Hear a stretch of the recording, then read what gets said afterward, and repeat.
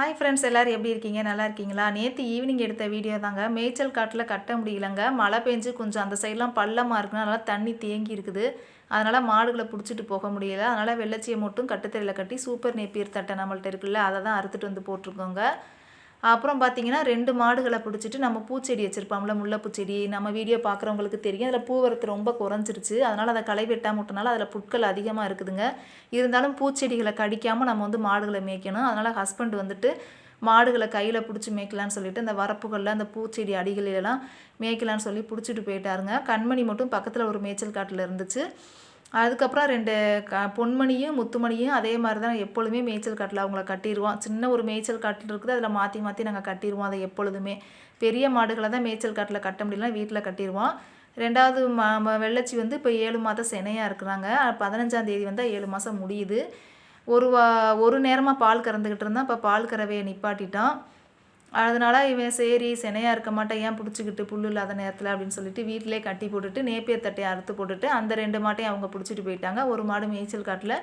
அப்புறம் நம்ம வீட்டில் இருக்க 4 சின்ன சின்ன கன்றுக்குட்டி இருக்குல்ல, அவங்களுக்கு கண்டிப்பாக வந்து பசும் புல் போடணும். நம்ம நெல் வயல் ஓரங்களில் உள்ள புட்கள்லாம் நான் அறுத்துட்டு வந்து அப்பப்போ கொஞ்சம் கொஞ்சமாக 4 கன்றுக்குட்டிங்க, ட்வின்ஸ் கன்றுக்குட்டி 2, அப்புறம் அம்முக்குட்டியும் பட்டு இவங்களுக்கெல்லாம் அறுத்துட்டு வந்து போட்டுக்கிட்டே இருக்கோங்க. ஏன்னா சின்ன கன்றுக்குட்டியெல்லாம் நேப்பியர் தட்டை இதெல்லாம் அந்த அந்த தண்டு பகுதியெல்லாம் கடிக்கிறது கஷ்டம்ல. அதனால தான் வெயில்னா தான் நிறையா நல்லா வளரும் அப்படின்னு சொல்லி ஒரு சகோதரர் கூட போன வீடியோவில் கமெண்ட் பண்ணியிருந்தாங்க. அதனாலேயே என்னமோ தெரியல, நேப்பியர் தட்டை சரியாகவே வளர மாட்டேங்குதுங்க. கொஞ்சம் சின்னதாக வளர வளர நம்மளும் அறுத்து போட்டுக்கிட்டு இருக்கிறோம். அப்புறம் என்ன பண்ணுறதுன்னு சொல்லிட்டு வைக்கோல் வந்து போன தடவை சொல்லியிருப்பேன், போன வீடியோவில் ஒரு 30 கத்தைகளை 180 ரூபான்னு சொல்லி விற்றுட்டான். ஆனால் ஏன் தான் விற்றோம் அப்படிங்கிற மாதிரி இருக்குதுங்க. ஏன்னா நம்ம இந்த மாதிரி மழை காலத்தில் அதை சேஃப்டி பண்ண முடியாது. அதனால் ஒரு பயந்துக்கிட்டு நம்ம வயல்லே உள்ள வைக்கோலை அழகாக வச்சுருந்துருக்கலாம். தேவையில்லாமல் ரொம்ப அமௌண்ட்டு கம்மியாக அதை கொடுத்துட்டான். அந்த வைக்கோல் நல்ல அருமையான வைக்கோலுங்க. அதுக்கப்புறம் நம்ம விற்றனால இனிமேல் என்ன பண்ண முடியும்னு சொல்லிட்டு இருக்கிற வைக்கோல்லாம் போதும்னு நம்ம நினச்சா கடைசியில் பார்த்திங்கன்னா மாடுகள் எண்ணிக்கை அதிகமாக அதிகமாக நம்மளுக்கு வந்து வைக்கோல் பற்றாக்குறை அதிகமாக இருக்குது. அதுவும் இந்த மழை வந்து எப்போ வருதுன்னே சொல்ல முடியாதா. அந்த மாதிரி சமயத்தில் நம்ம வைக்கோல் தான் போடுற மாதிரி இருக்குது.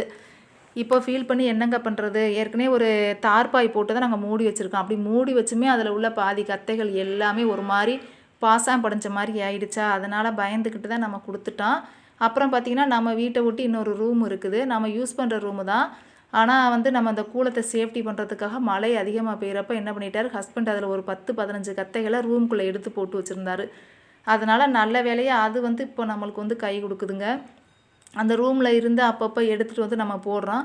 அது வந்து நனையாமல் இருந்துச்சு. நம்ம முன்னாடியே இந்த ரூம் இருந்ததை வச்சு இந்த கூலத்துக்காக நம்ம சேஃப்டி பண்ணலாம் அப்படின்னு சொல்லி யோசித்துருந்தோம்னா அப்போ அந்த கத்தைகளும் விற்காமல் இருந்தால் அப்போ நம்ம மாடுகளுக்கு போதுமானதாக இருக்கும்.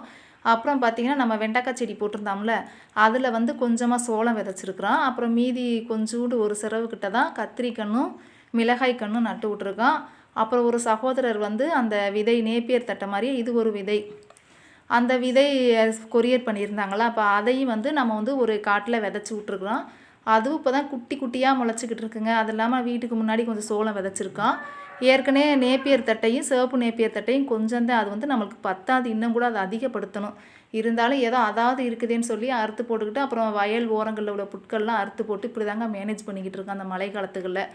ஏன்னா மழை பெய்தால் தான் மாடுகளை பராமரிக்கிறது ரொம்ப கஷ்டம். அதனால தான் அடுத்து இன்னொரு பக்கத்தில் அந்த நேப்பியர் தட்டை வச்சுருக்கோம்ல, அதுக்கு பக்கத்துலேயே நம்ம சாதா சோளம் விதைச்சிருக்கோம். எங்கள் ஊர்லலாம் அந்த மஞ்சள் கொட்டை சோளம்னு சொல்லுவாங்க, கருஞ்சோளமாக, அது எப்படி சொல்கிறதுன்னு எனக்கு தெரியல.